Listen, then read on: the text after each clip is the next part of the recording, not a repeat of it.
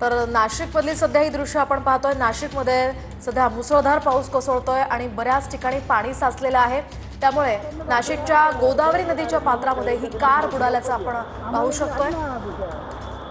नाशिकच्या गोदावरी नदीच्या पात्रात ही कार बुडाली। नाशिकमध्ये खरं तर मुसळधार पाऊस सुरू आहे।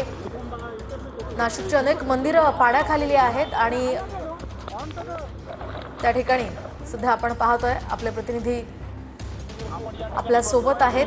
सध्या आपण या दृश्यांच्या माध्यमातून पाहू शकतोय नदी पात्रात ही कार नाशिकच्या गोदाघाट परिसरामध्ये या ठिकाणी पाण्याची पातळी वाढलेली आहे।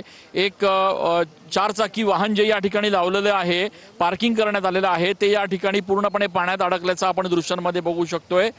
आपण बघतोय की या ठिकाणी पाण्याची पातळी अचानक वाढल्यामुळे ही गाडी जी आहे ती या ठिकाणी पाण्यात अडकली आणि त्याच्यामुळे इथे एकूणच परिस्थिती जी आहे ती आता हाताबाहेर जाते की काय असं एक चित्र जे आहे ते नाशिकच्या गोदाघाट परिसरात बघायला मिळतंय।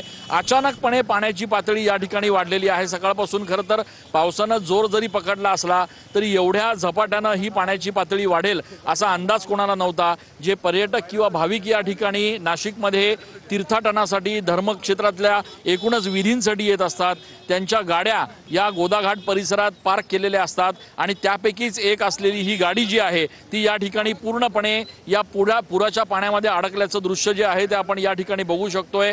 या गाडीचे जे चालक आहेत ते मात्र सुरक्षित आहेत, कारण या ठिकाणून ते आता बाहेर पडलेले आहेत। मात्र गाडी जी आहे ती या ठिकाणी अडकलेली आहे। प्रशासनाच्या वतीनं या गाडीला आता पुढच्या काही वेळामध्ये क्रेनच्या सहाय्यानं बाहेर काढण्याचा प्रयत्न देखील केला जाणार आहे। मात्र एकूणच दृश्य जे आहे ते आपण या ठिकाणी बघतोय। संपूर्ण गोदाघाट परिसरामध्ये पाण्याची पातळी अचानकपणे वाढलेली आहे आणि त्यामुळे या ठिकाणी अनेकदा जे भाविक या ठिकाणी गोदाघाट परिसरात पर्यटनासाठी येतात किंवा धार्मिक विधींसाठी येतात त्यांच्या गाड्या या ठिकाणी पार्क केलेल्या असतात।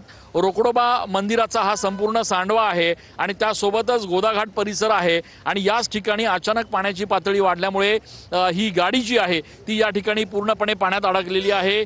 आपण बघतोय की गाडीचे जे मालक आहेत, गाडी ज्यांची आहे ती या ठिकाणी काही लोक आहेत, त्यांच्याकडे माहिती आहे। काय नेमकी माहिती आहे? मी तर रात्री गाडी लावून गेलो होतो। आता सकाळी आल्यावर हे सगळं दिसलं मला लय आश्चर्य वाटलं हे सगळं पाहून। आता ते पाणी जसं सामेल तसं गाडी काढू, पण गाडी तर पूर्ण गेलीच आहे माझी। आपण बघतोय की गाडी जी आहे ती पूर्णपणे या ठिकाणी पाण्यात अडकलेली आहे। गाडीला बाहेर काढण्यात